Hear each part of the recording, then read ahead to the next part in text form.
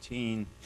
Our first order of business is to look at the order of business, the agenda. Anybody have any changes, any additions to the order of business? Anything? Okay, let's have a motion to approve the agenda.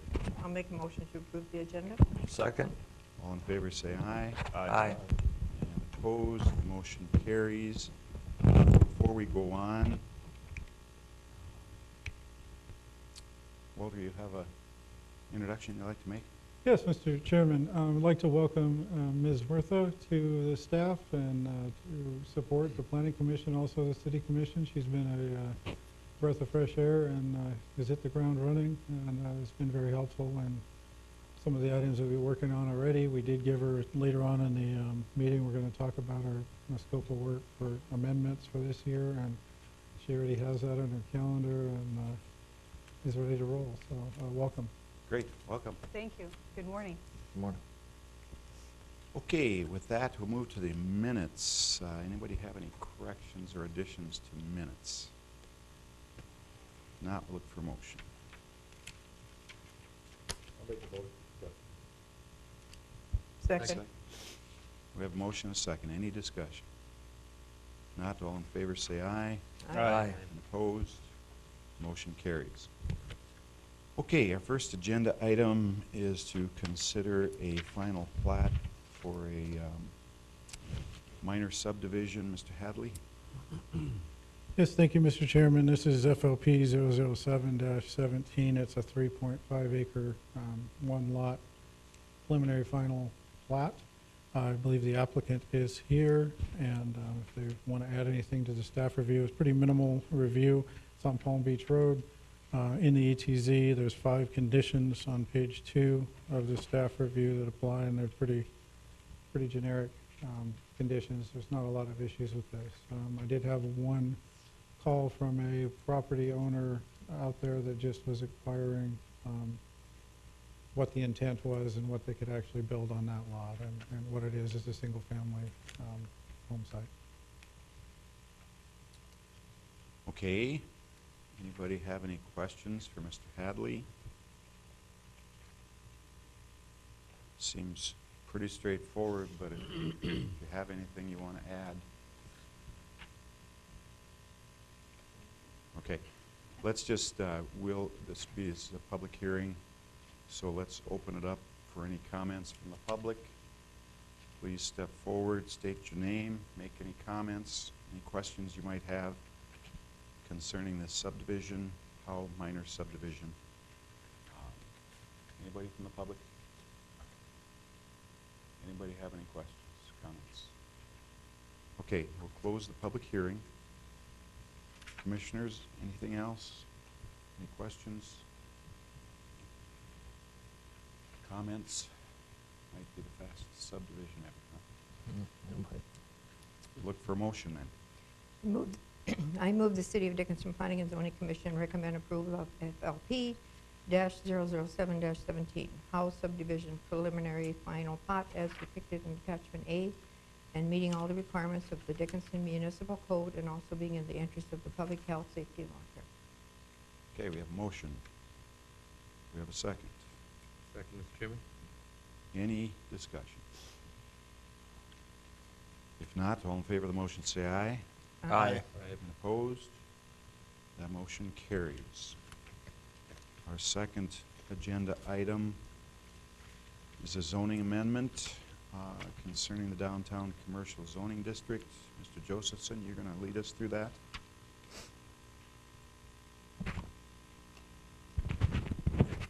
Yes, good morning. Good morning, Commissioners. Steve Josephson. Yes, I'm here today to present a proposed amendment to our zoning code, and these would be changes to the downtown commercial zoning district. And there's actually 2 sets of changes here.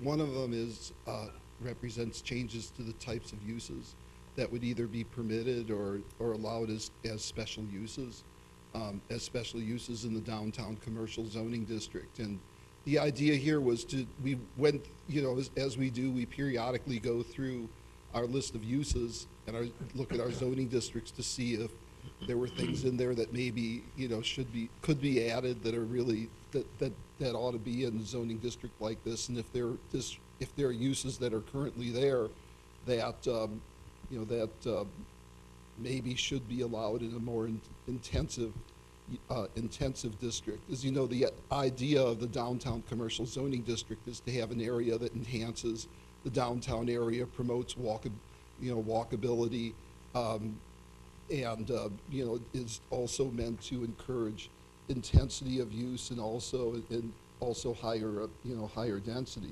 So having said that, what you have before you, the first part lists those uses that would be deleted either as permitted or special uses within the downtown commercial zoning district, and then uses that would become permitted uses that currently aren't.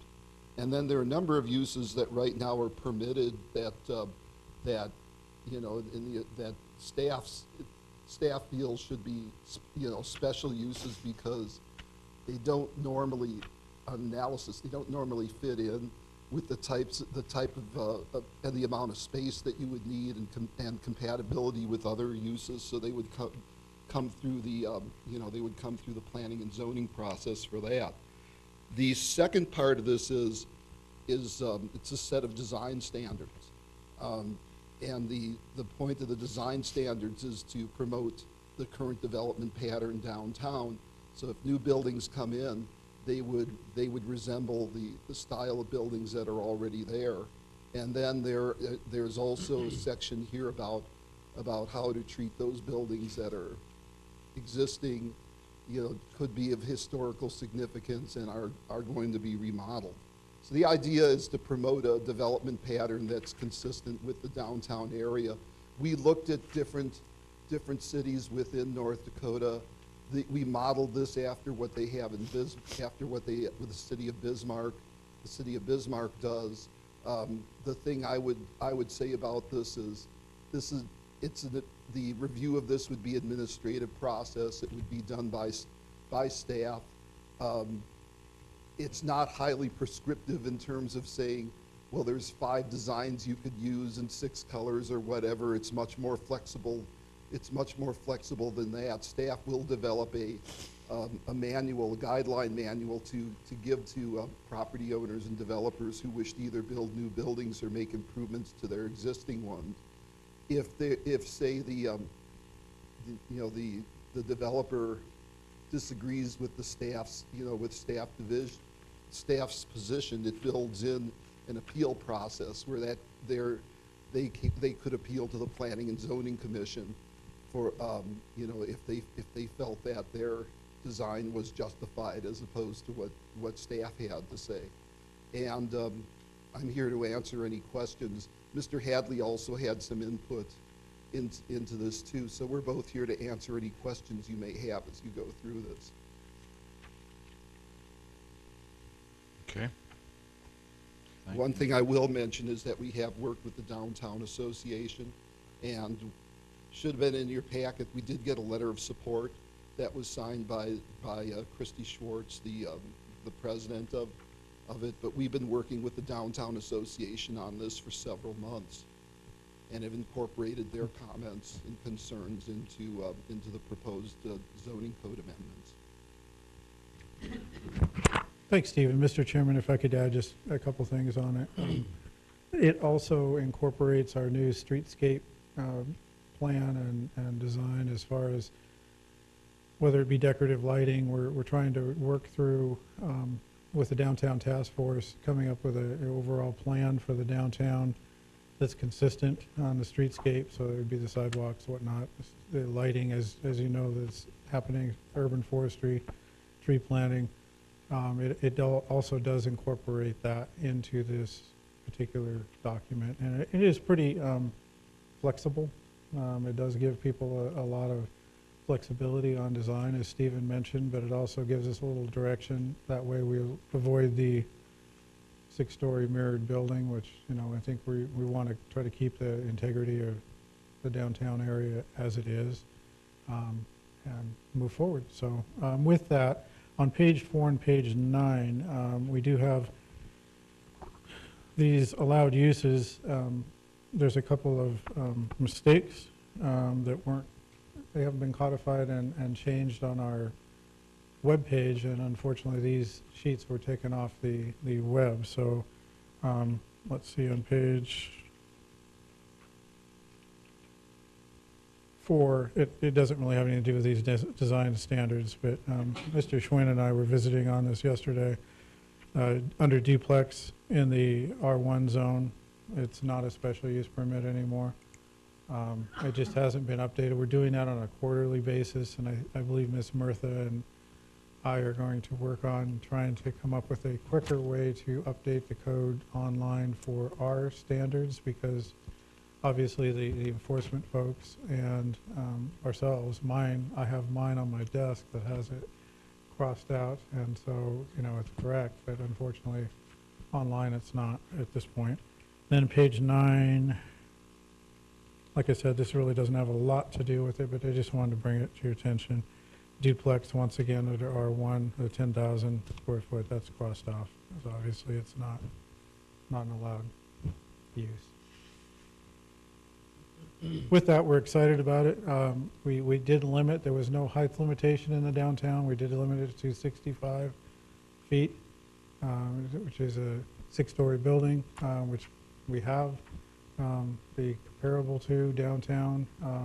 Feel that that's kind of the integrity of downtown Dickinson area and core. Obviously, if someone wanted to build something larger than that, they could come in with a request to do that, and it could be reviewed.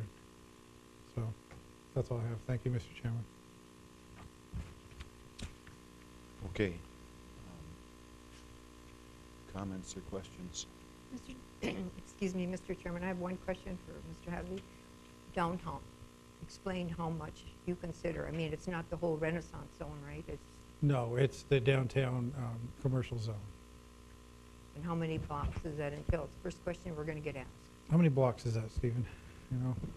I'd say it's about 10 blocks, something like that. It's primarily in the core main of the core. downtown, from from Villard Street up to about, I think it goes up to about 3rd or 4th, and you have generally you've got 3rd Avenue to the west, and not Sims, I think it's 2nd Avenue, 2nd Avenue to the east. That's generally the area. We can produce we probably should have included a zoning map that showed that, that showed that area, but it is the heart of the downtown area. It's not the whole Renaissance zone. It's just this core area where this building is actually zoned DC. So from Highway 22 east to 2nd Avenue. Is that my understanding? Or Second Street, yeah. Second. 2nd Avenue, yeah. 2nd Avenue Second east. Avenue. And then, East, okay, east, thank yeah. you. It's whatever's currently zoned downtown commercial. And that raises a point. We really should have a zoning map in here someplace. Yeah. We did. Would be handy. Okay, other questions? Mr. Chairman? Page 7, we've added pet daycare and distillery and microbrew. For the distillery and microbrew pub, we've got it only permitted in downtown commercial. Is that the intention on any other commercial district? No, not at this point. We just had it for here because it's been talked, it's been talked about. There's been somebody downtown who's been talking about doing a distillery and microbrewery, but certainly it can be expanded, to other commercial districts. But apparently until now, microbrew hasn't even shown up in our code. No, it hasn't. And this was a discussion, and Attorney Murtha can cover this if she wants to. There was a question as to whether or not our current zoning code, covered distillery and microbrew, knowing that this code is it's about 15 years old, something like that, and there may not have been when the code was written, it may not have been as many of those around. So I'll let Attorney Murtha address that, and she can talk about the research she did and the definition she came up with. May it please, members of the commission, the result of including this at this time, again, was just opportunity, bringing forward revisions to those permitted uses in the downtown zoning district or downtown commercial district. So it wasn't intended to exclude other zoning districts, but just since it was coming before you, make sure it was included. And in discussions with the departments regarding incorporating these definitions, my concern was that arguably you have very broad definitions such as club, restaurants, bars, and that covers the sale of food and beverages. But the activity of actually distilling or microbrewing on the premises, was just concerned that there might be some perception that because that activity wasn't specifically addressed, that someone may be concerned that it wasn't covered within the definitions of the sale, because it is a separate and distinct activity. And if you do have a micro distillery, a microbrewery, it's possible that they simply have a tasting room in addition to their primary business being the activity of actually creating the product. So that's why it was included in here. The definitions are those derived from a state code. I did look at, for example, the city of Fargo licenses these activities, and they also pull their definitions from state code. And so that was the reason for the definitions that are before you. And again, just bringing it for you for discussion. It seemed like an opportunity. Then again, if somebody were to come in with a business proposal later on, this would have already been addressed. To add, Commissioner Bollinger, we'll be doing other zoning code amendments throughout the year, and at that time we can, we'll go ahead and propose adding this to other zoning districts. Regarding the pet daycare, that's really more of a cleanup. When the zoning code was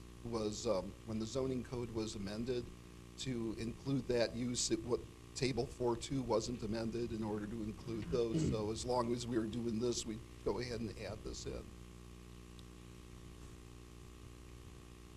I have a hunch that what Mr. Bollinger is thinking is, why not do it now, right? Why not make the same zoning districts that would allow a cocktail lounge, for instance, to allow a microbrew? I have no issue. I have no issue with that. I defer to the planning director and see what his opinion is, but certainly I don't have any issue. I don't have any issue with that. We do offer a license for microbrew on the liquor side, so right now we'd be restricted to just having it in downtown, so I think the discussion needs to definitely happen. Mm-hmm. With cocktail lounge, we allow it, I think if I'm looking at it right, And all the light commercial. CC and GC it looks like. Okay. Am I looking at that right? Or is it, trying to line up the columns here? Oh, you're correct. Yes, that's in. Yeah, you're correct. That's in all three of the commercial districts, limited commercial, and no, I think that is DC, CC, and GC. Mr. Chairman, if I could address about the other zoning districts. The reason this came up late in the discussion, and we did have an interest in someone that wants to pursue one of these facilities in the downtown area. So we felt it was appropriate, but we really didn't have time, and we weren't able to advertise an ordinance that would reflect that at all. So that's why it wasn't done. But we can definitely do an amendment relatively quickly on adding it to the other zones that you Sure. think are appropriate. If you want to have a little discussion on where you think it's appropriate beyond the downtown, that would be great. We could do that later as well. Is there any reason that we can't do it today and approve it Um, with the addition of the other two zones? I defer to Jan just because we published what we have. I don't know that it matters at this point, but I mean, we certainly have the ability to make modifications as we review these things. This is a regularly scheduled meeting, so you have the discretion to address issues that recently come under the purview of your topic. Okay. I have a hunch that we'd have consensus on that. Yes. Okay, what else? Other questions?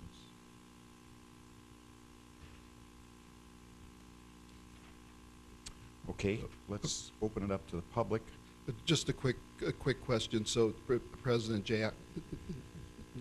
Chairman Jackson, so any of the districts that are currently where a cocktail lodge is permitted, also a distillery and microbrewery would be permitted. Is that what the Planning and Zoning Commission is proposing at this point, or? I think that's what you're hearing. Okay, You know, we'll have to add it to the motion. okay, all right, good. Make the motion. I'm going ahead and note it, Sure. so, thank you. Mr. Chairman, I think we're going to address the licensing of the distillery, because we don't have that in ordinance. We currently have microbrew, but we don't have distillery license, and we're going to address that, so, as a commission, so. Okay, let's move to the public hearing and ask if there's anybody from the public who would like to comment on this proposed zoning amendment. Please step forward and give us any comments you might have or any questions you might have. Anybody? It appears there are no comments from the public, so we will close the public hearing. Ask if there are if there anything else from commissioners.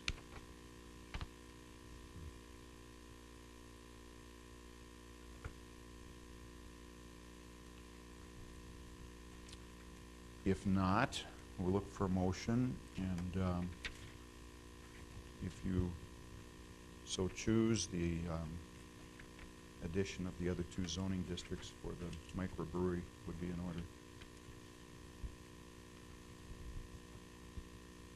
Mr. Chairman, make a motion to approve the amendments as presented. The addition of adding general commercial, community commercial, and general commercial to the allowed zones for distillery and microbrew. Okay, we have a motion, Second. we have a second. Any more discussion? The only thing I have is there any way we can get the headings on every page? I would love to. I mean, while we're changing this, it's a Word document, I would imagine we can do that probably, can't we? It's so hard to page back and forth and count columns, and so that would be my only request. Agreed. We will see what we can do. Anything else? Not all in favor of the motion, say aye. Aye. And opposed? The motion carries. Okay, that is the extent of our action items for this meeting. We do have a couple of work session items. The first being the residential landscape amendment that we've been talking about. Ms. Martha, you're going to lead us in that discussion? Yes, Mr. Chairman. Member of the commission, with regards to the ordinance, proposed changes to the ordinance currently before you, I can tell you that this is a culmination of a collaboration between engineering, planning, and building inspections. My role in this was simply to take the proposed changes and put them into an ordinance type form and review the language to ensure that it was phrased in such a way that it was clear and enforceable. Having said that, I will note in a discrepancy, and I do apologize for it, but in the process of revising everything, this was missed, and we just spoke about it yesterday internally, and that is under 39.08.002, or in section 1, there is a proposal or proposed amendment that for corner lots there should be a tree in front and 2 trees on the side. However, in section 4, 39.08.007, it was revised in such a way as to say 1 tree on each side of a corner lot, so a total of 2 as opposed to a total of 3. It is, of course, here for discussion today, within your discretion to change, but I would just observe that through the course of your discussions, there should be consistency between Section 1 and Section 4, and we will need to revise accordingly, however you wish to proceed with that. So I just wanted to highlight that for you. And I defer to the Commission's practice on this. Would you like me to go section by section and summarize the changes, or yes? I think that'd be good. Okay. The first section, applicability, this was intended to cover new developments. So again, it begins with shall be new developments or undeveloped sites, and adds in a requirement that is not unusual for developers, but a surety requirement to also cover the landscaping. So it's my understanding the developers have surety arrangements for other parts of their development proposals, so this would just be expanding the things that would be covered under that surety. And so it is intended to, moving forward, so beginning with the effective date, whenever that would be, new developments and undeveloped lot or sites, this would apply to. And the surety would be intended to, or is intended to recognize the fact that a developer is not going to go in and necessarily do all of the landscaping ahead of time. They're going to wait until things are selling, and then they're going to put the landscaping in. So the surety is there, so it covers that time frame. Under D, that was, again, and I'm going to defer to Mr. Hadley on this if I misstated, because again, I was just summarizing the comments. If the developer has provided an approved plan, but the landscaping did not go in, and the homeowner subsequently purchases the lot, the surety, the homeowner is not going to be responsible for the additional landscaping if it's already covered by the surety. That is where they're intended to get the requirements, or to get them the money for the landscaping. And it also clarifies that a certificate of occupancy shall not be issued to a new homeowner until the landscaping requirements of the section are met. And again, I defer to you. Do you want me to go over each section and then have a discussion at the end of the total, or do you want to discuss it as you proceed? I think we should take each one Okay. as we go, and if I could say a couple things. When we last talked about this, I think a couple months ago, November probably, you didn't have the benefit of that, Ms. No. Martha. I think that Mr. Friedrich was not with us that day. We spent quite a bit of time on this, and I'd like the rest of you to correct me here, but I left that meeting thinking that we were not going to talk about a developer doing trees. That's correct. I thought we really had consensus on that. Now, if you guys as staff went back and talked about it again and you think there's some really overriding reason, but I really had the impression at the last meeting that but please correct me if I'm No, saying you're that correct. wrong. And Mr. Chairman, if I could address it, the reason it's there is if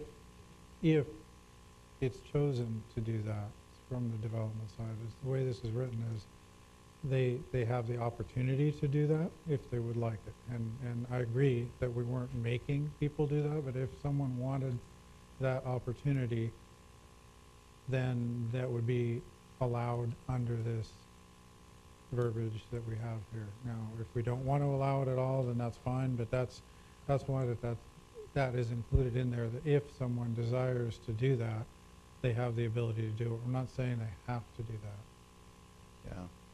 Yeah. When I read this a couple days ago, it was confusing to me because I thought we had left the meeting that way. I think a developer reading this, at the minimum, he's going to come a clarification from staff. But I just don't see a reason to even have any discussion of it in our code. Now, the 1 tree, 2 tree thing, that's what we agreed. I Right. know that. I guess, Mr. Chairman, I was under the impression that we weren't going to require specific locations, but just on property. I guess that was my impression when we left. This states that there will be 1 tree in the front yard and 2 on the side if it's a corner lot. Or am I mistaken in that?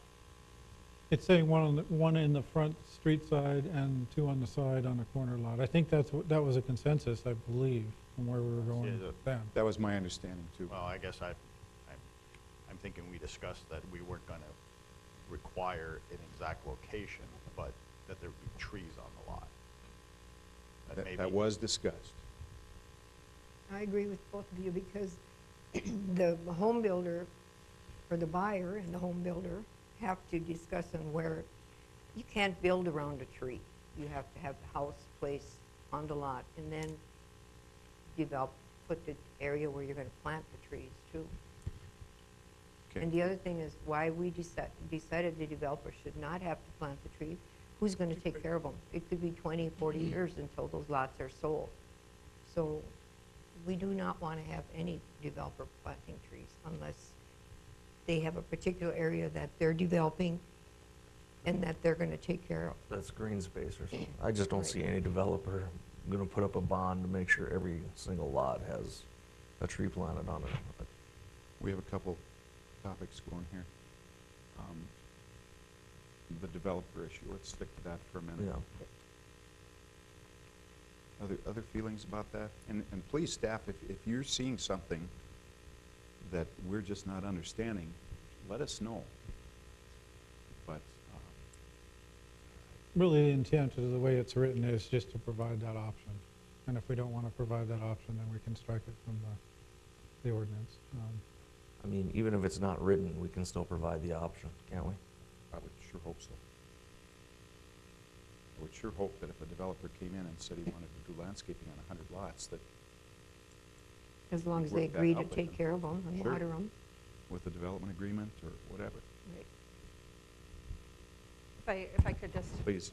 I think the addition of the language was intended to address the effect on the homeowner of a developer who did do that.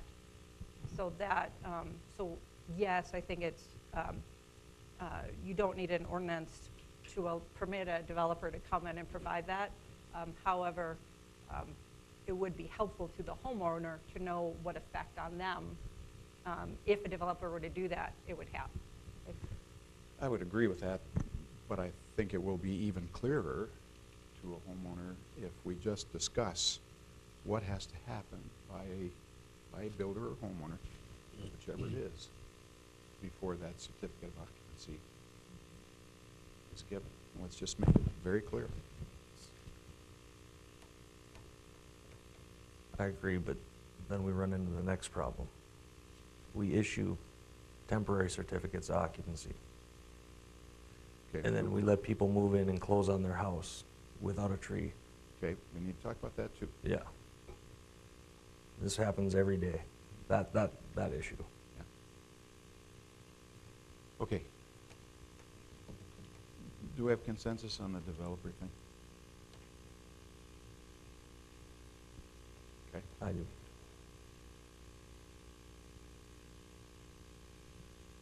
Are you approaching, Mr. Keel?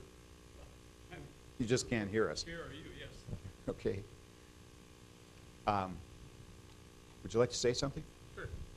I don't want to get up so early in the morning without saying something. Mr. Chairman and members, I'm Bob Keel. I'm a member of the Urban Forestry Committee.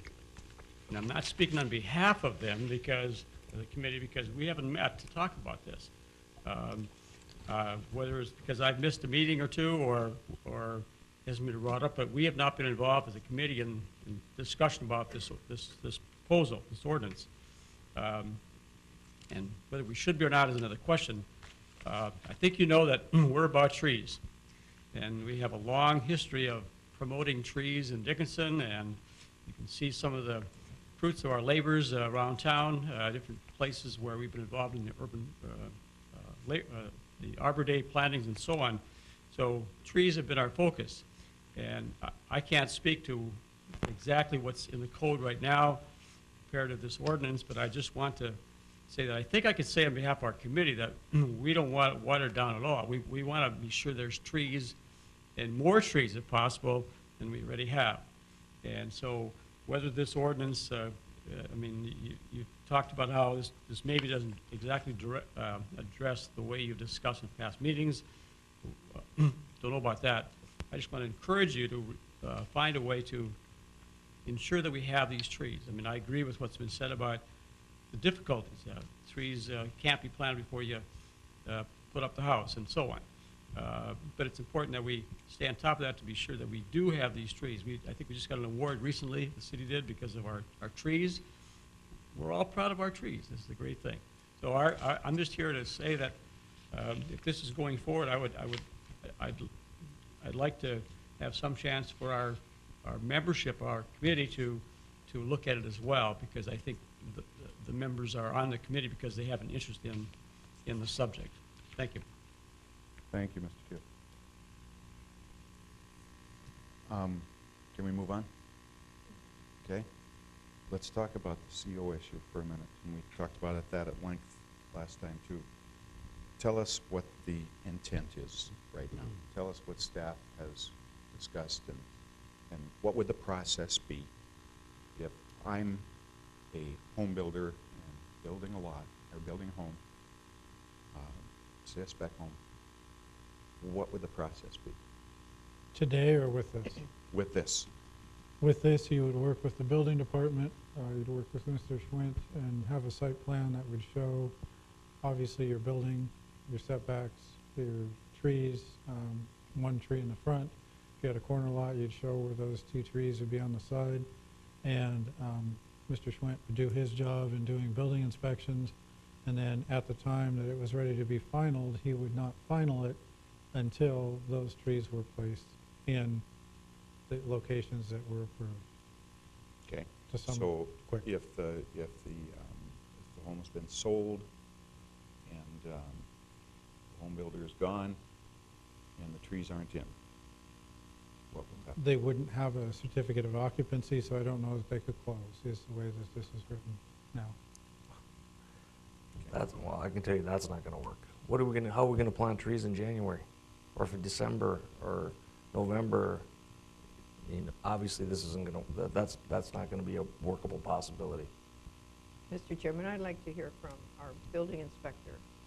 Mr. Chairman, Commissioners, good morning. It's definitely been an issue that's been on our plate for years. Issuing a temporary certificate of occupancy based on landscaping and trees is definitely problematic. Once somebody gets in a home, we're not going to take the CO away because they didn't plant trees. And the effort it takes to come back, send the letters, and we really have no teeth to make somebody plant a tree. And I've talked with, I believe, Jason, tying that CO with the tree requirement, it doesn't work. We're not going to kick somebody out of their house because they don't have trees. So what's the answer? I mean, we do have to have trees. I'm for trees. I think reducing the requirement from 1 to 2 on the side, if that's the way the commission wants to go, I mean, that's the way the commission is going to see it. I don't believe there's been, in a history, I've been here 16 years, and people complaining about planting trees, you've always had a few. During the boom, I mean, it's really not been a large number, but those few complaints were loud. And I think we react to those loud complaints instead of seeing the overall good of what is going on out there. Most people do comply. Builders comply. They get it done. This has become a big issue because of a few. We're flexible as far as that tree requirement.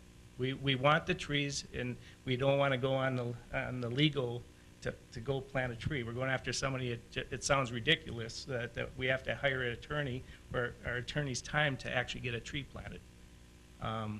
I'd like to see if we had more boulevards to plant the trees there.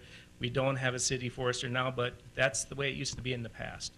we'd contact city forester. Whether or not we planted the trees or not, I'm not aware of that. But that's who, if a tree was damaged or we'd plant it. There is a cost to the homeowner. There always has been, or the developer when it first goes in. But ultimately, the homeowner. Yes.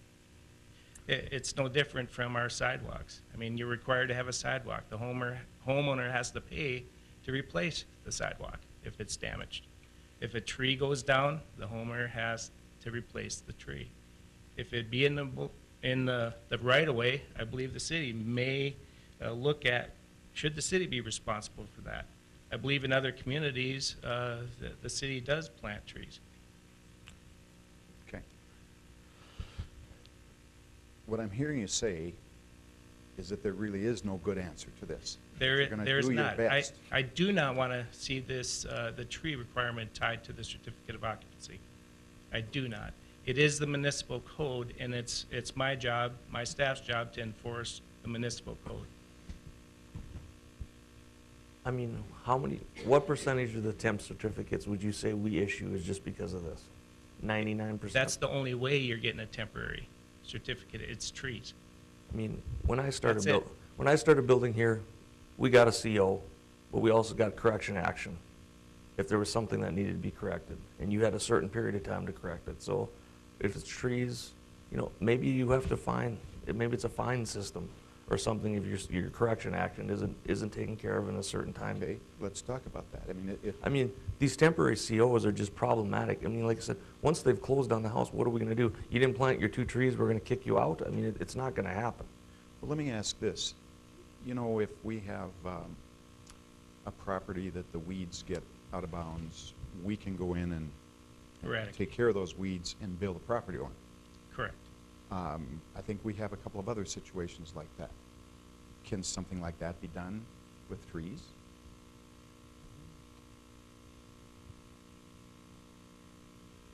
In other words, if Jason doesn't plant the trees he's supposed to plant, he's not gonna own the I property don't- anymore. I mean, do we wanna get to that point? I mean, you remember the correction notices we used to Yes, do? yes. I mean, it was a list of things that needed to be done and a time they had to be done by, And a responsible homeowner is gonna take care of those things. or a responsible contractor is gonna take care of them too. I mean, they obviously know that it needs to be done. That's what I meant, Yeah, home builder. yeah. I mean, these temp COs I've hated since the day we started doing them because they just cause issues. Most banks originally wouldn't even take them. Because what does that mean? Because it says on there, if it's not done, they can revoke your occupancy certificate. So, Well, let's take care of it now.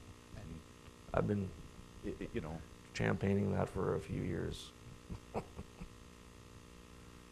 Especially when the banks weren't accepting. Surely you'll remember that. Mhm. They don't.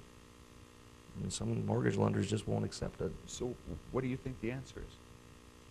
I would like to see us go back to that system we used to use, similar to that. I mean, the problem is you guys have staff going around with temp COs on houses that are probably 3 years old, right? 3, 4 years old, and they don't have their trees, and now we're trying to, There's been some houses that didn't sell, so they didn't call for a final.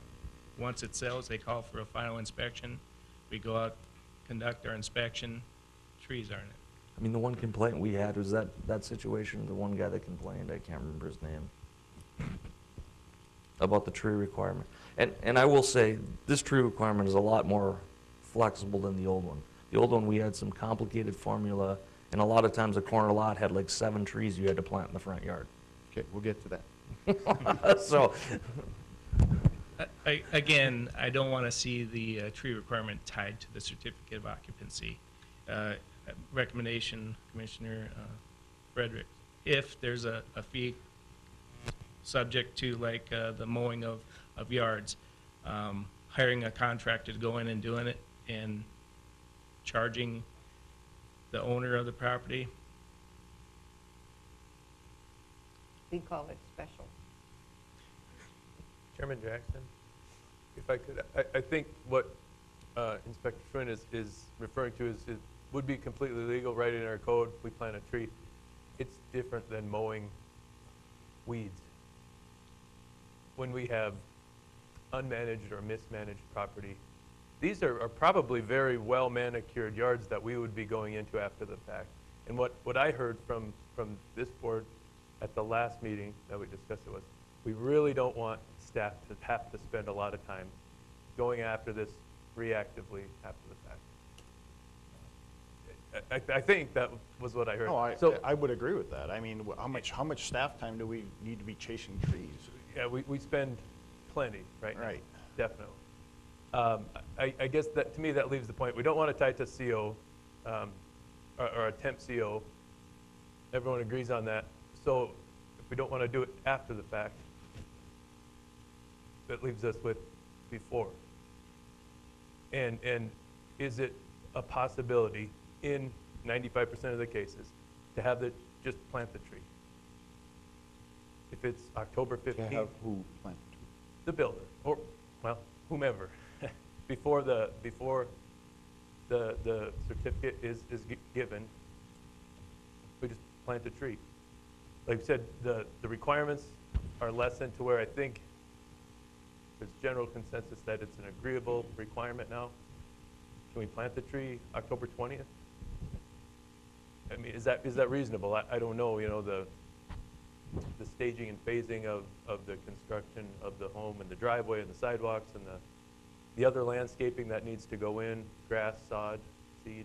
I mean, the only issue with that is, I mean, if you start construction October 1st, I mean, you got forklifts driving around in there and cement trucks and dump trucks, and you're not landscaped till the very last thing. You know, you're not landscaping the yard till the very last thing. So, I mean, so you plant a tree and then that tree gets ripped, it's gonna get ripped back out anyway, probably. I mean, May I offer some Please. a thought? Just from listening to the discussion on some possible scenarios you could consider codifying, understanding the growing season issue, you could put into the code a time frame that says if, for example, I'm just throwing language out here, if a final certificate of occupancy is requested between this month and this month, then the landscaping requirements must be met. However, if a final certificate of occupancy is requested from a different set of months, being the winter months, so summer, you know, viable planting months versus non-viable planting months, and you would identify them. You could indicate that a temporary certificate of occupancy could be requested. However, it must be finalized within the subsequent and meet the landscaping requirements within the subsequent grow period that you would identify. Just offering it for purposes of your Yeah, discussion. and whether it's something like that or modification of that, with the understanding that you're not going to get them all. You're going to have some who will take advantage of us. We still have to enforce it. I mean, we still have to understand to have that there, but we still have to go out and what do we do if it doesn't get done? Would it be possible to address it financially up front with either, you know, bonding or We used to- deposit or we- deferral? we used to do that, and we eliminated that. We used to be able to put a bond, or deposit down, have an estimate, put a deposit down, Homeowner or the builder? the builder, on what the tree planting would cost, and then that was returned once the tree was put in. But they limited that, what, about a year and a half ago, maybe 2 years ago? 2 years ago, yeah. I suppose the other extreme is that you could, that a CO cost you $500 more and the city goes and plants trees. Do away with the temporary. Mr. Chairman, our mayor's shaking his head. It I'm just being doesn't- facetious, but Well, and the thing is too, the title companies or the bank used to hold out money. They don't want to do that. They're just like you. They don't want to be babysitting this buyer after they close. And how are they going to enforce it?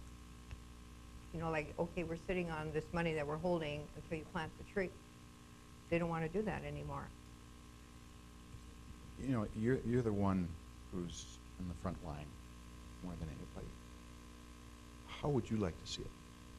Well, to be blunt, final landscape tree requirement no matter what time of year it is, it's planning. You know you're building a house, you have the dates of when that homeowner's gonna take possession of that home. It really comes down to planning. It can be done, it has been done. I mean, we've had whole yards in before people move in. It's doable. There's always that case scenario that something happens, trusses didn't show up, something that puts a kind of a kick into the schedule. But I think it's doable to have this in prior to the final inspection. Okay, but what does that mean? That means it has to be done or you don't get your seal. But, So, okay, so, I Again, mean- that's I why I mean- didn't want to. I mean, the landscaping requirement, though, also requires lawn. Yep. It's not just the trees. So what he's saying is that you'd have to have all your lawn in. Let's say you have a completion of November for this house. Yep. So in September or October, you'd have to have the lawn, the sprinklers, and everything done, even if you're not even done building it. Actually, our landscape requirement would be final grade and containment of the soils. It doesn't, Well, Yep. basically, you gotta have You need- grass planted, you, seeded. if you And what would chose. you do? How would you word this? Are you looking at me or him? I'm looking at you. I don't know. I don't mind, Okay, I don't well- not, I do not mind the requirement, and I actually preferred the old way, where we put up a surety. Then we knew in the spring we had to go back to get our money back and put the tree in. And you guys don't like that? They didn't like holding the money. That was the argument that, You know, if I could, we need to back up and, you know, I think one thing we have in common is that we all think there should be trees planted as we develop property. Yeah, well, I think we all have that in common. We might argue about how many and where and all that kind of thing. So, how do we do this? How do we make our city grow? Mr. Chairman, And there won't be a perfect way. Mr. Chairman, if I could address the deposits. When I started, I had a drawer full of deposits that were there that hadn't been followed up on, and it took about a year and a half to go through those and verify who had done what did we do. There was one gentleman that I about had to hire a company to go do his front yard. It would have been very ugly, but And Walt, we have to recognize that when you came on right after a crazy, crazy time mhm, that we may not have again for 30 years. that's right. Maybe next year, I don't know, but probably not. And, So- I mean, it didn't function well then, that's why we got rid of it. It doesn't mean that we couldn't do something like it, but it falls into that surety discussion that we're talking about, that it is a easy way for Jason, let's say Jason's building a house, to put $325 into the city's fund that we're holding, and then if he gets a house and it's completed in December, plants the trees in May, we go out and look at it, Leonard does the final or whatever, we go out and look at it and make sure those are there. We've cut a number of checks back to people, because of their compliance. And there were years, I mean, there were a couple of years, and I understand, because it was a little different time, but when we talk about staff time to do that, it is pretty much of a big follow-up, and it's gonna be Leonard and myself, doing that. I don't mind doing it, but that wasn't really something that we were talking about doing. but is it gonna take more time than us running around town looking who's got their trees in? And following them up on all these hundreds of temporary COs that we have sitting around? I don't think so.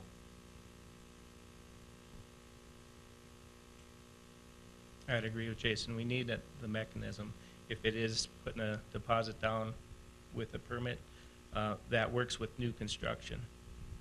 We do have homes out there now. What are we gonna do with Well, things? that's my question. What if it's a 20-year-old home that they cut their tree down in their front yard?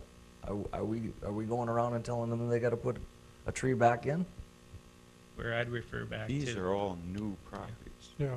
This ordinance. I think we new decided just properties. to do away with dealing with everything that was existing, I believe. This is everything that's new. Okay, so after I put my tree in my front yard, if I cut it down in a year, because I don't like it anymore, we're just gonna let it go. That's why we're promoting it in the right of way, because you couldn't do that. You can't cut it down. And maybe the we right of way. won't, but that doesn't have anything to do with this ordinance. But I mean, there's some subdivisions that don't have boulevards. You know, then what do you do? Well, we'll have to address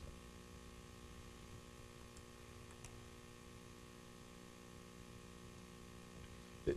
You know, this, And again, if we do plant it in the boulevard and somebody cuts it down in 3 years, who's gonna ever catch it? I mean, other than somebody happens to drive by for some other reason. I mean, it just makes it so much. imperfect. Yeah, I mean, I If mean, it's in the right of way, you need a license to take a tree down. how many people have cut a tree down in the right of way that they haven't got a permit? I would guess more than one. We are advertising for a city forester at this point, and that person would be that person that would follow up with that. And keep an eye on that, I guess. But we digress. This CO thing, you know, is the biggest thing that we get hung up on every time we talk about this. And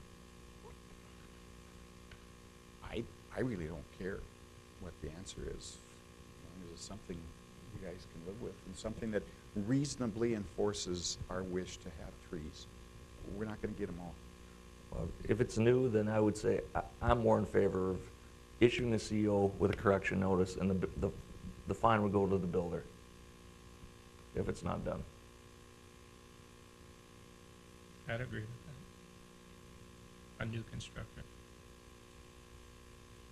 Any problems with that? Nope. If a personal homeowner takes out their own permit and builds their own house, then the fine would go to obviously then it would follow them, but it's gotta, that'd be my personal opinion. And that means there will be that builder that gets away.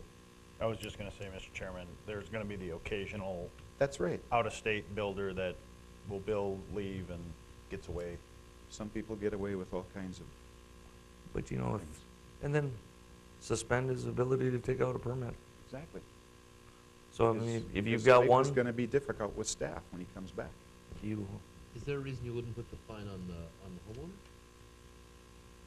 well, it's a requirement of the permit, so the builder should be putting the tree in. Right. So, Most of our builders now are going to be Yeah. local or at least within the state. We're not gonna have the influx of, I mean, we're at the point where we're almost putting in whole yards anyway for people now. They want to do them all up front anyway. So, but I do have a situation. I mean, I have a house right now that's going to close in February, and there's no way we're going to get a tree planted or grass seeded or, But you know. if it's a requirement, you're gonna probably go back and do it come May. Well, if I don't do it and I go in for another building permit and they say, well, you got a fine sitting here that you haven't paid or you haven't followed up on, then you're not getting another permit. So I think I just heard that we have agreement on this. So, Ms. Murtha, do you think between Mr. Schwint, the rest of the staff, maybe Mr. Frederick, we can come up with something? Mr. Chairman, if you would permit me to summarize my understanding of Sure. the discussion, that will help, that will aid me in drafting this for you.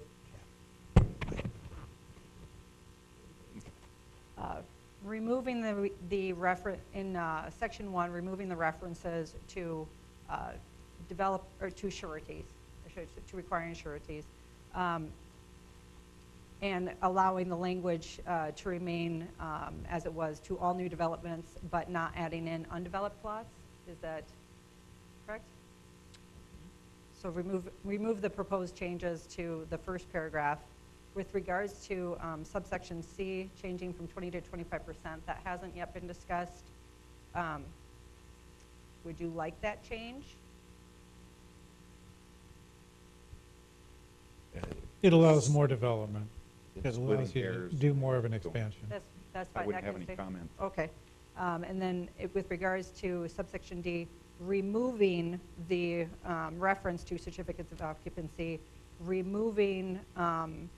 essentially removing subsection D, and then recrafting the language to reflect the fact that if it's even necessary, I'll have to take a look at some other code sections.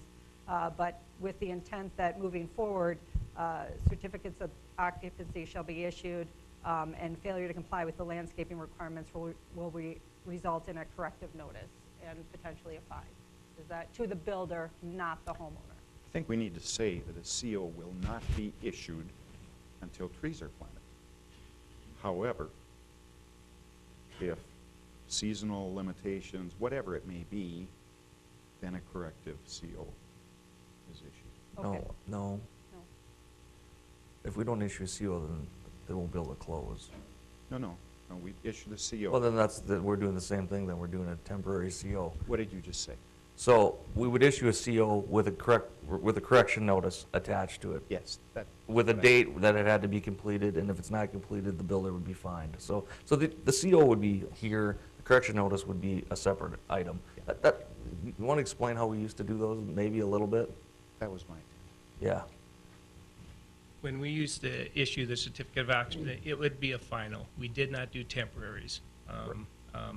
With that would be the incidentals, trees, lawns, and it'd be a note as a correction notice with a due date.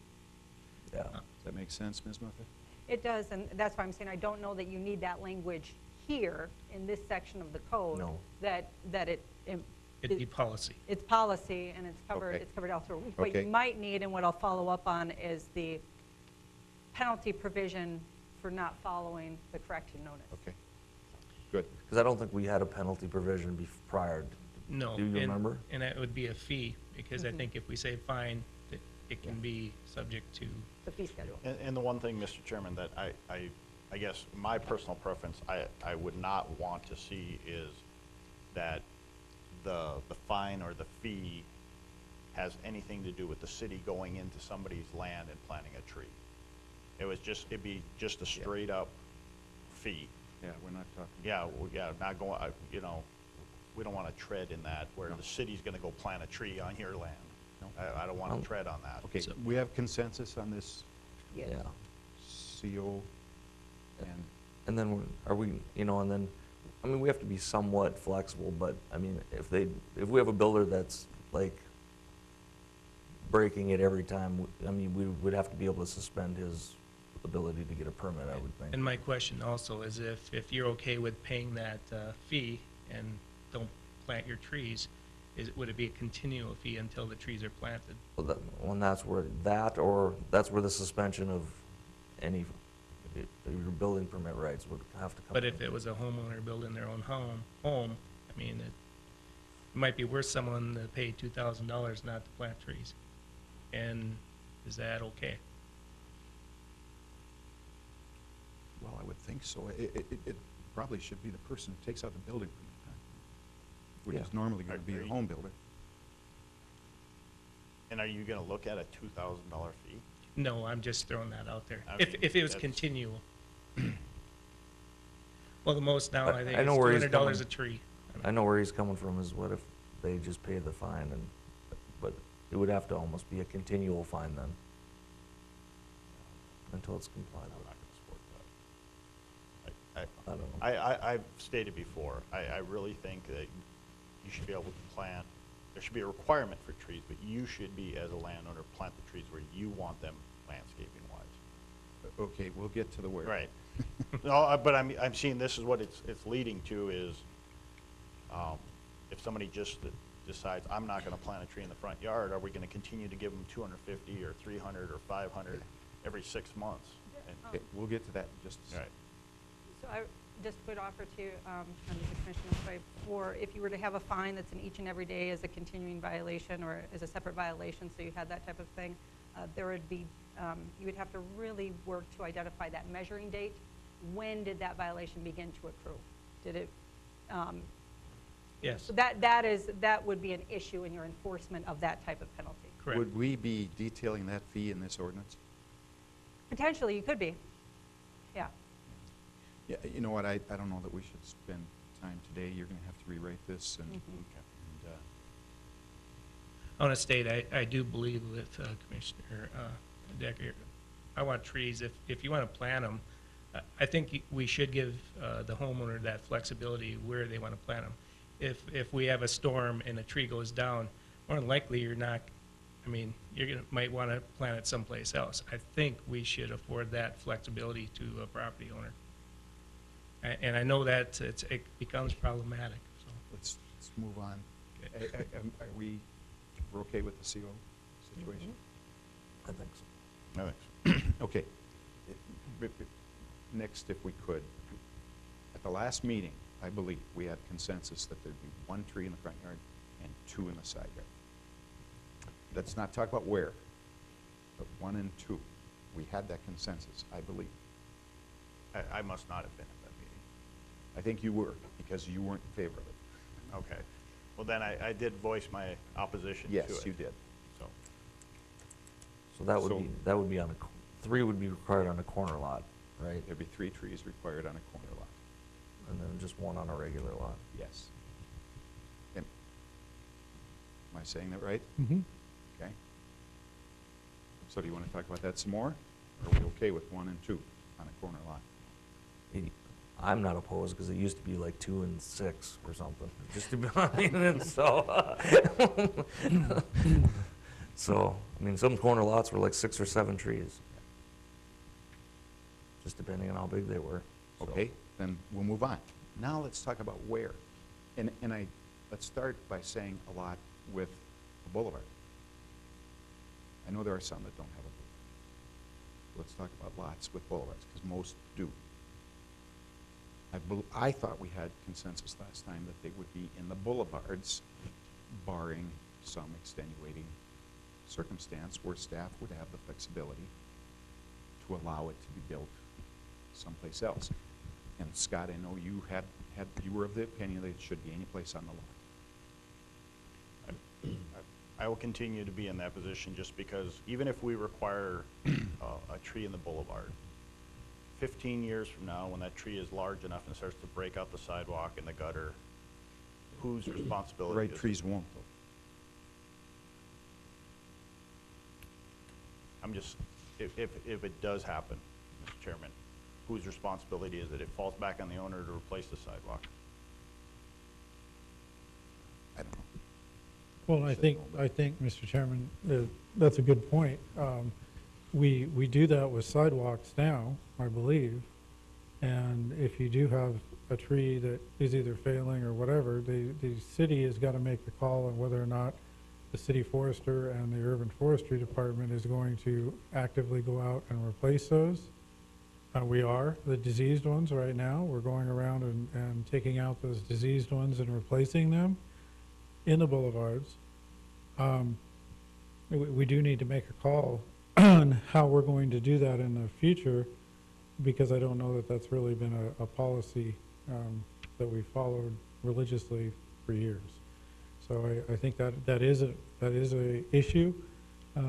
Commissioner Decker, I understand that. I think that we do need to come up with a policy that we direct not only urban forestry, but public works. It needs to cover everyone that deals with the right-of-way. I know Engineer Kubas doesn't have as many concerns, I don't believe, I don't want to speak for him, but on having the trees in there if they're adequately sized boulevards and there's the correct trees. I think that really, we have a lot of incorrect type of trees in very small boulevards that can cause a lot of damage to sidewalks, curbs, utilities, sewer, water, all of that. And I think, yes, that's something that we can't go back on those, but we definitely can start looking forward now and having a policy that we can live with. Now, as far as planting in the front yards, I mean, the whole idea of urban forestry, really it's an infrastructure. It's a piece of our infrastructure as the city of Dickinson. And, I still view that as something that we have ownership in. If Jason builds a new house tomorrow and puts 1 tree in the boulevard, it is a public improvement. I mean, yes, it goes with that house, but it is a public improvement that I don't have the right to go there tomorrow and cut it down, even if I buy the house. So I think, we need to first look at that philosophy and make sure that that's the direction that we want to go for urban forestry. The other issue with boulevards is in the recent few years, we've been letting people just concrete them closed. We never used to do that either. They used to have to be green, but now we've changed our policy on that too. As far as stamped concrete and stuff, is that what you're saying? Well, yeah, Or- I think, you know, and that has been addressed. I think even if they did stamp concrete, there was still the ability to put trees in there, at least from the time frame that I've been here. I know that there were some that were done that were all stamped concrete. I think, you know, it does defeat the purpose a little bit if we just have a strip of concrete out there, because it winds up being a place to park the motorcycle or whatever. It winds up deterring from the green space rather than accenting it. well, for most developers, I don't think the intention of putting we were one of the first developers that put boulevards back in. Mhm. And the intention was for them to be green, not concrete personally, but because they just look better. And I would hope as a community, that's what we want. Again, there will be some exceptions, but, Yeah. okay. I'm not opposed to Mr. Decker that they can plant them wherever they want. I've been kind of an advocate of that. I mean, some people don't maybe want them in the boulevard. Some people maybe don't want them in the front yard. I don't know what to say. You know, maybe, without getting too philosophical, but, you know, this board is here to look at their community as a whole and what we want our community to look like. And we should always have the flexibility and the desire to deal with the exceptions. But, you know, the standard everyday lot, it's got a 6-foot boulevard or whatever it is. I think our community looks nicer, I think a neighborhood looks nicer 20 years later when those trees are in the boulevard. Don't disagree. And I think that's what we're trying to do today.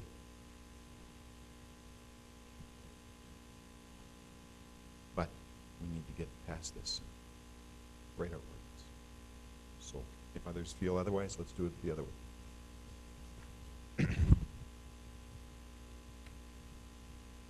I'm not opposed to the boulevard. I mean, I agree with you. My trees are in the boulevard, but there's some areas where you build even new houses that won't be in the boulevard, so then what do we do? Do we have to have two separate ordinances, or? Commissioner I don't know. Jackson? Mr. Chairman, once again, Jason, Sundance Colts, you can't, there is no boulevard. So it has to either be in the front yard or you're not gonna have a tree. What did you say, Shirley? Sundance, Oh, well, sure. It's an entirely different beast. mhm, I don't think we can write the ordinance for that no. beast. Chairman Jackson? Commissioners, if I could, I wonder if some language like saying, okay, landscaping shall be required adjacent to the street property line, and I'm reading out of section 003, be adjacent to the street property line. Mr. Hadley and I talked this, I don't think it should be within the utility easement. There was some maybe confusion on the utility easements, but be planted adjacent to the street property line within the public right-of-way if a boulevard is present. If no boulevard is present, the required landscaping shall be planted in the yard adjacent to the street right-of-way. So that one tree in your front yard, that's required. If you don't have a boulevard, plant it somewhere in your front yard. If you want to plant 2 more trees in your backyard, plant 5 more trees in your backyard, that's fine. If you have that corner lot, no boulevard, 1 in your front yard, 2 in your side yard somewhere, and if there's a boulevard, I guess to me, it's a real aesthetic thing that seems, we get hung up on it a lot because I have a personal feeling that this looks better than that, but the next guy is just as right as I am, so. That's right. But I think there is some benefit to having it in the front yard for the community, and the boulevard is nice, but it comes with some problems too, like Commissioner Decker said. And we do put that onus on the property owner when, like Mr. Hadley said, we can't go back and change the tree that's there or the size of the boulevard that's there. It is, and we've had it happen over time where those concrete sidewalks have broken up. So Mr. Kubus, summarize briefly what you just proposed. If a boulevard would be present, plant the tree in the boulevard. And if there isn't a boulevard present, plant it in the yard adjacent to the street. Okay? Reaction to that? Front or side, yeah. Gillen, are we concerned about visibility? I mean, I know of a house in Skate Absolutely. Avenue where they've got trees that you can barely walk on the sidewalk because they're that big. And I don't know if they didn't plant the right tree or what tree that is, but, and they hang over into the street. So when you're coming off, looking to the west, I mean, it's a visibility issue. I mean, you can't really see, is what I'm trying to get to. So then, and that's their side yard. They have 3 of them, and they're giant. And And there's that house is 10 years old maybe. there's multiple examples of that in news, where the side yard trees block the view of you taking a left turn coming off of a street. Well, you can't even walk down the sidewalk there, I mean, without walking around the trees. But for every one of those, Yeah. there are 10 that are fine, or maybe 20 that are fine. Again, I just don't think we can write this for the exceptions. We have to have a way to handle those exceptions, but. Okay, If I could also add, sorry, go ahead. if I could also add, that some of those trees, you know, as we have a city forestry department that will actively go out there, if those are problems, then that person should get that notice and say, hey, these need to be trimmed up, because we do have some standards for visibility. There have been some issues, you know, in the past where obviously tree planting at their full growth or full potential of those trees will block signs, will do a number of things. We're dealing with that downtown right now with street lighting. So I mean, yeah, it is something that we need to be a little more aware of. I don't know that you've had a real active maintenance forestry department that's gone out there, and some of those trees are now getting to the age where they have a little size. There is an awkward time. It's like being a teenager with some of those trees when you plant them. They're 2 inches in caliper. They're 6 feet tall. They start growing a little bit. We're going to have some of that downtown too, where they do hang. Even no matter what kind of tree, you can pick the perfect tree for that area, but you are going to have some awkward times when that tree is growing, when it probably is a little bit in the way. It is, you know, it's kind of the cost benefit of having them versus and dealing with a little bit of that, but you don't promote it, obviously. And we have to fix potholes in streets, and we have to replace water mains, and, just trying to move this along the way Mr. Kubus summarized this. I don't have any issue with that. I like it, actually. You okay with that? So, okay, so my understanding of what Mr. Kubus just said, you would either have to plant it in the boulevard or plant it in your front yard. If there's There'd a- still be a requirement for 1 tree in the front yard, regardless. The way I understood it is, okay, we agreed on the 1 and 2 for a corner lot. And the way I understood it, he would say, you must plant it in the boulevard unless there is no boulevard. That's what I understood. That was my thought. I mean, it's certainly not. I'll just voice my opposition. I've said it before. I don't think you should be required to have to plant a tree in your front yard. I'm for planting trees, but I'm for the plant it where you want in your yard. If we have 1, 2, 3 requirement, it's wherever you want in your front yard. I don't think that, you know, my idea of the perfect front yard is different than Mr. Hadley's or Mr. Kubus's or Mr. Jackson's. It just, so I defer to the landowner, what they find appealing, because it is their property ultimately. So if they want to plant 2 in the front yard, they should be able to plant 2 in the front yard. Sure. So to me, it's, like I said, I'm going to be in opposition of actually requiring a specific location. I'm not opposed to trees. If we have like, okay, you have to plant 3 trees in a corner lot, or 1 tree if you just have a standard lot. Wherever you want, that's fine. But I can't support that it has to be in the front yard. Are you saying you can't support that it has to be in the front yard, or that it can't be, that it has to be in the boulevard? I would say just in general. Either. Yeah, okay. So,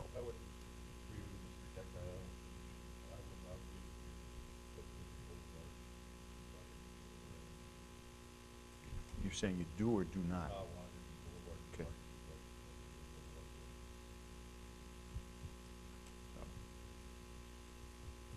Would you support the front yard or anywhere?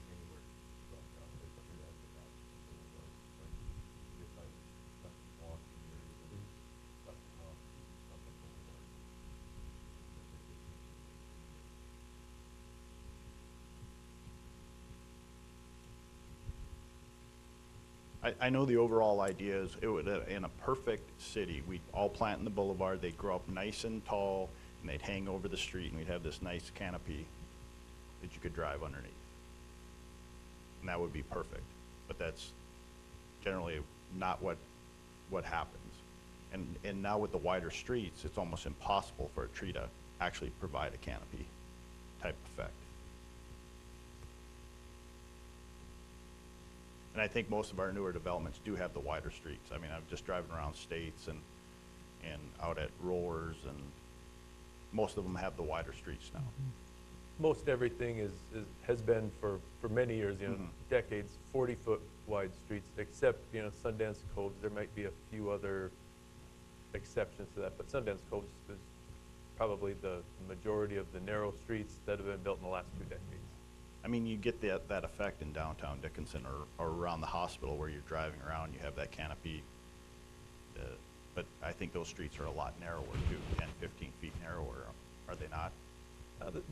There's some that are narrower. 32 was a common Okay. width, 34, 36. It's bounced around over the decades for sure. And now the requirement is 40, yeah. 40. I guess that's just my personal opinion, and that's, but I know there seems to be leaning towards the one tree. Yeah, I'm not sure. I think Shirley's the only one that hasn't said anything yet, so.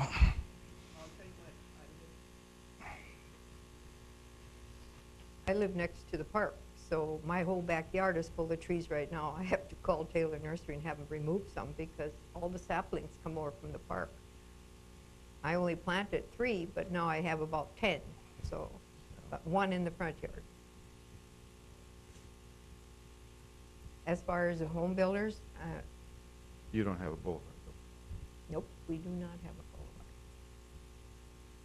And I agree with Scott. I think it should be up to the homeowner to be able to plant where they want them.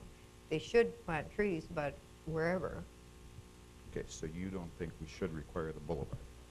nope.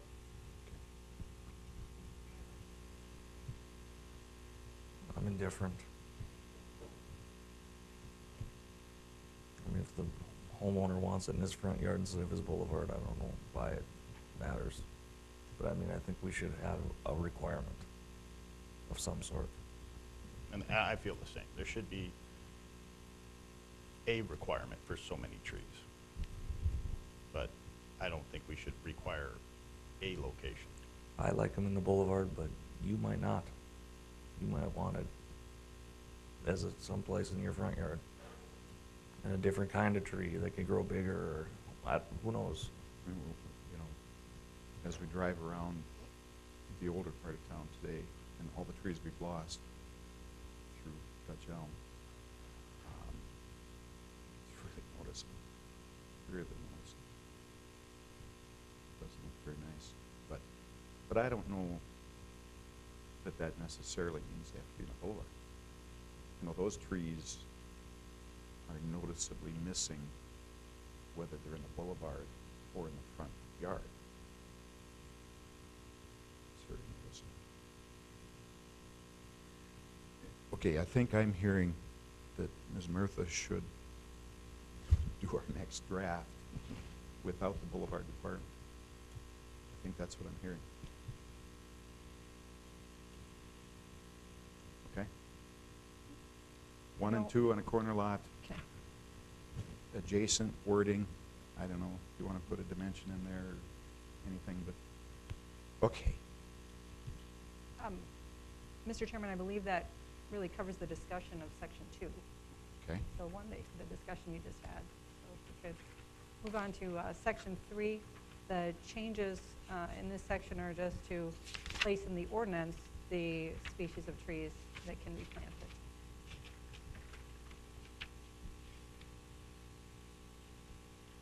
This doesn't deserve much discussion, but I was surprised there wasn't a ponderosa pine. Is there a reason for that? For utilities? Your list of trees. Oh, the discussion of it, it's basically the NDSU recommended list of trees for our actual zone. We do have a little bit of a disparity of, we're kind of listed as a 4A on maps for tree hardiness, and really most of these are 3. We don't have a lot of luck with any of the 4A trees. They might live a year or two, but. You're saying a ponderosa is a 4A? Yeah. Why, they're a native tree? They grow, I mean, yeah, they grow, but they aren't, they don't thrive here, and they aren't something that Mr. Kubis would want next to his sidewalks or utilities or whatnot either. So they can be pretty disruptive. They wind up getting, they don't get as big here because of the wind. I wouldn't wholeheartedly agree with that, Mr. Hadley. I think we should remove this section from the code, myself, and that we have a guide and its policy, and this changes a lot. It changes rapidly. Hybrid. Dutch elm disease was, or elm trees were the trees to plant in communities up until maybe the 1980s. And so these things change. Ash trees, when we quit planting elm trees, we planted ash trees, and then now we don't plant ash trees anymore. And so I think it's a list that's best kept as a policy, as a handout to the builders, to the landscapers, and new varieties pop up all the time. NDSU is creating trees, and other universities are creating trees that are disease resistant and whatever else. I think that's a good idea. 10 years from now, you'll be planting ashes and elms again. Possibly, yeah. So I do think one thing that was discussed, in this same policy, the same tree list policy, we did talk about a couple of trees that were excluded. And I don't know if we want to weigh in on that now or not, but we talked about the cottonwood trees that really, in town, it's really not a very neighbor-friendly tree. You might love a cottonwood, I might love a cottonwood, but it's maybe best kept out of town. So there's some trees that we would like to specifically eliminate. I think right now, an elm tree would be a no-no.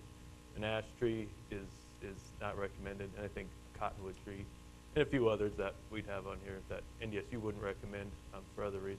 But so we can certainly come back with that list, and I know Mr. Hadley has the literature from NDSU if we'd like to review it. But I think it's a policy that's just best kept and distributed and updated to the builders.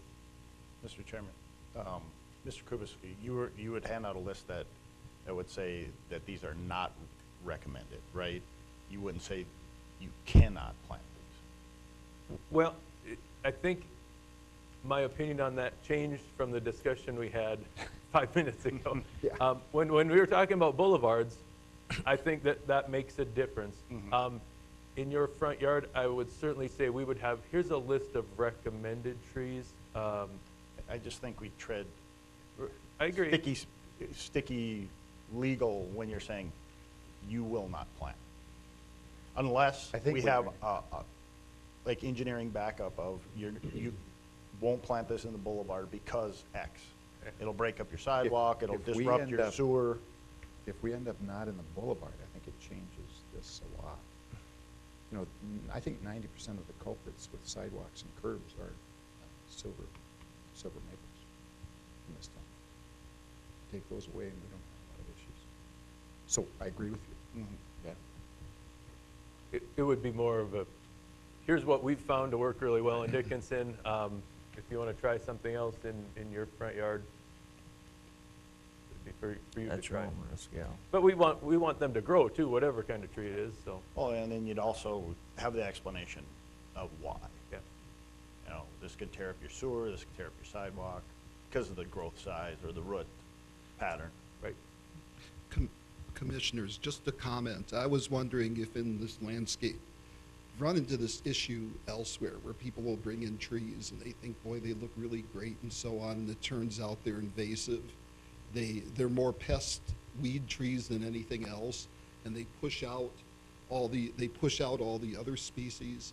I'm not sure, and perhaps Mr. Hadley and Mr. Kubis can help me with this, is whether or not there's actually a list of invasive trees that's kept by NDSU or whatever. There. I'm just wondering whether or not there should be something written in the landscape ordinance that addresses the planting of invasive or nuisance type trees, because I can tell you, I've lived in places where people plant them and then suddenly they're pushing out things that are native or things that are that grow in that zone, and it's as bad as the spurge problems that we have out in the county. So just a thought. It's a good point.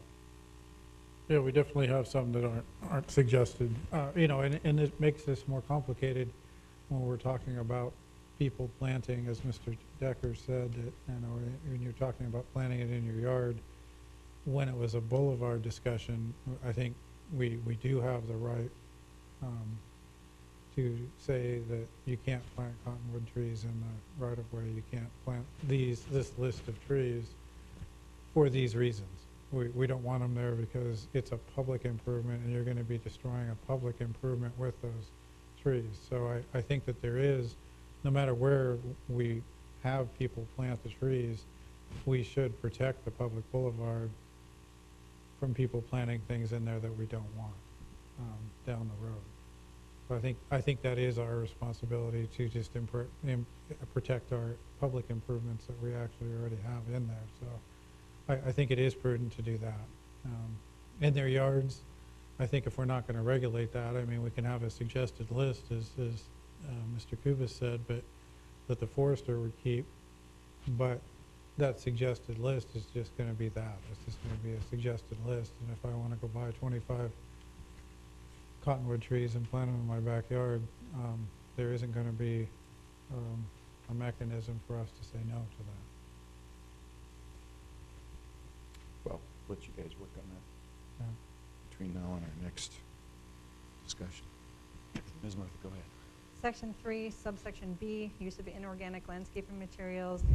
Just reviewing, the items in the first paragraph relate back to the permitted species, so that is covered in our last discussion, but just confirmation that, or consternation, no, or letting me know whether or not you agree with the changes in table 8.1.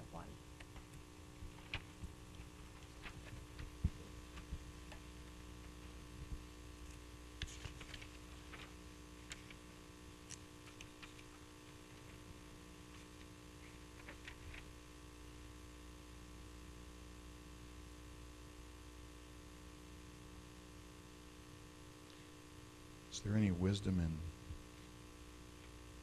if we do go away from the boulevard,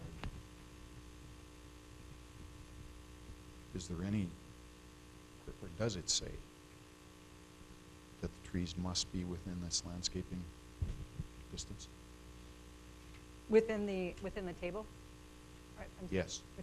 So the change to section 2, which there will be more changes to section 2, that section specifically referenced that the trees had to be, the landscaping had to be done within the street yards as set forth in table 8.1. However, that language was deleted and it was replaced with subject to, that this only applies to, referring back to section 1, that this only applies to new developments and subject to the approval of the city engineer and planning director. I view that change as providing the city engineer and planning director to use their discretion in permitting the placement of landscaping within the public right-of-ways utility easements, that type of thing. So that is kind of a trump over the, over table 8.1, in that this would give them the ability to permit something not necessarily set forth in 8.1, if it doesn't work on the property, knowing that all real estate is unique.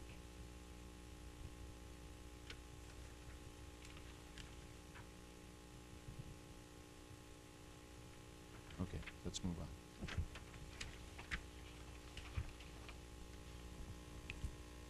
on. Section 4, tree plantings. This was the one that needs to be made consistent with Section 1, and then will be updated to 3 4-corner lot, and then otherwise 1.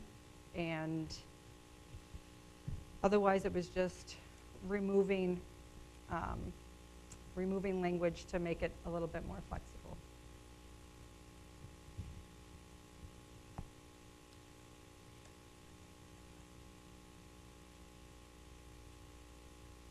Okay. Section 5. A lot of the items addressed in Section 5 have been covered under your prior discussion under Section 1. For example, there is language in there with regards to a surety. That will be then removed in the next draft. So that would be all time of application changes. Maintenance of required landscaping. We would be looking for guidance on this, because this goes to what happens afterwards. So I'm sensing from the prior discussion that this will should also be removed, but I defer to you all to confirm that. And then obstruction of view, that's just incorporating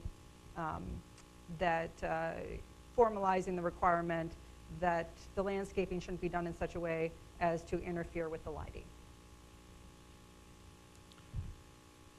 You know, we're struggling with our staff trying to enforce how the trees are planted. I can't imagine enforcing maintenance. It'd be nice, I guess, but how would you ever do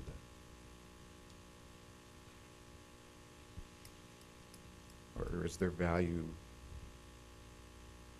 having a maintenance discussion with the recognition that it's probably not going to get a lot of enforcement?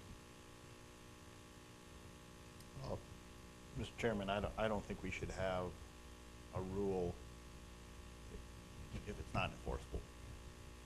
I mean, if it's something that's going to be in this ordinance, then it needs to be enforceable. If we can look at it and we don't have the staff to enforce it, then it's pointless to have it on the books, because that just comes back to bite us later. I tend to agree. Any other thoughts? I think we do have some ordinance on the books already that would, public nuisance type, if you have a large tree that's dead, that we can require that to be brought down. Here it's probably more that little tree that just never took off. And I think the intent here is to get water on a tree for 2 years. Right? I think that's what this is about. So I think it should be removed.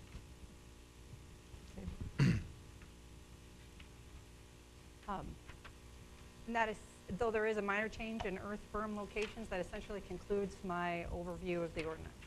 And we'll take the comments presented here today and prepare a subsequent draft for your review at your next meeting. Okay, anybody want to talk about trees anymore? We even bored the press to death, they left.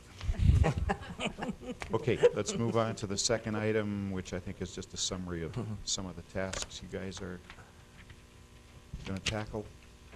Yes, thank you, Mr. Chairman. Before you see a quarterly breakdown of projects that the planning department is going to try to weed through this year.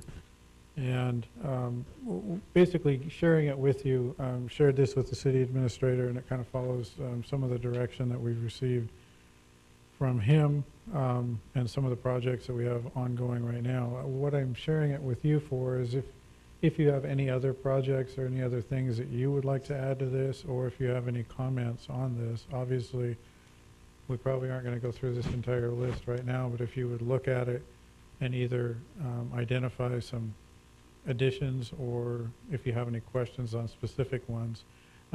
With Stephen's time, Stephen predominantly follows through with a lot of the ordinance amendments at this point. He's here 1 day a week. We contract with him to do that. These are usually a collaborative effort between he and I.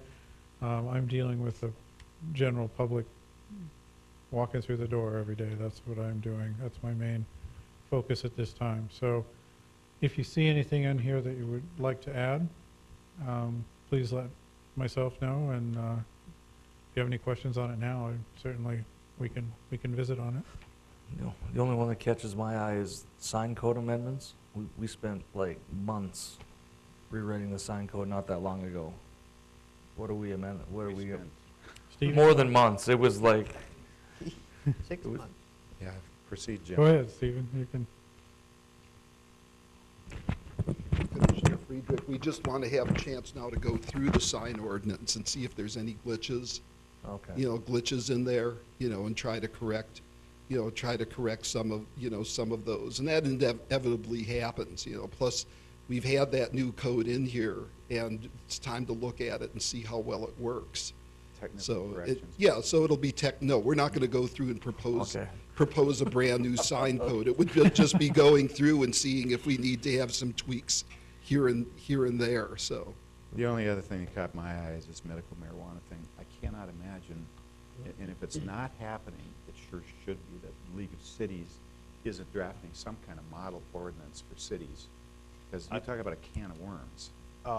Mr. Chairman, I don't think the League of Cities is, They should be. well, I think they're deferring to cities that already have drafted something. And I was going to make this exact comment on this. I sit on county planning and zoning. And county planning and zoning, when Mr. Josephson brought it up, the majority tended to defer to wait till the state gives guidance. I'm on the opposite of that. I think we need to be out ahead of it and addressing this, because one, we're gonna have to deal with the medical, but two, there's a larger issue looming this fall when they vote Right. recreational. Right. So I think we need to address this now. I don't think we need to wait for guidance from the state. I think there's enough states out there that have medical marijuana, and there's probably city ordinances within these states that we can use or craft language using some of what they've done. And my comment was only in a spirit of reinventing the wheel. We shouldn't have to. Well, and that's why I'm looking, I suggest we look to other states that already have medical marijuana, look at their practices, or best practices, and incorporate that into ours. And if I may, members of the commission, I just can give you a quick update on what we are doing and what we've done so far, I should Okay. say. So we are in the process of gathering ordinances from other cities in states that permit medical marijuana, reviewing those ordinances. Some they're not all the same. They do vary, and we have the benefit of being later. So people have already had the opportunity to see what's tried, what's been tried, what works, and to think of things that the earlier governmental entities didn't think of that have been addressed in subsequent ordinances. So the planning department and myself, we're reviewing those, and we'll have a discussion again later this quarter on it. We're also in the process of making arrangements to have a presentation out here in Dickinson by the attorney in the AG's office that handles the marijuana law issues, as well as someone from the Department of Health, to hopefully bring them out again this first quarter, not to provide guidance on what to do, but as to provide an explanation of what's happening at the state level. So there's that understanding, because it's still been a process as you go through the process of looking at the issues that will be implicated, which are licensing, zoning, all of those type of issues. Okay, I think you're way ahead of us. Mr. Chairman, if I could add one thing on that. The executive team, I did get to meet with them, and they did pick up a direction and policy. We're going to have a license, and it will be required as a special use permit in the zones that we discuss after we hear all the issues. So we do have a little bit of a direction that we're moving at this point. I've obtained some. I know Jan's looked at some other places as well. So we are moving on that. We just don't have anything at this point, and we're still kind of weighing out where we need to be. But we will get it. Good deal. Any commissioners have anything else for the meeting? Nobody from the public here. Look for a motion to adjourn. So moved. Second. Second. We are adjourned.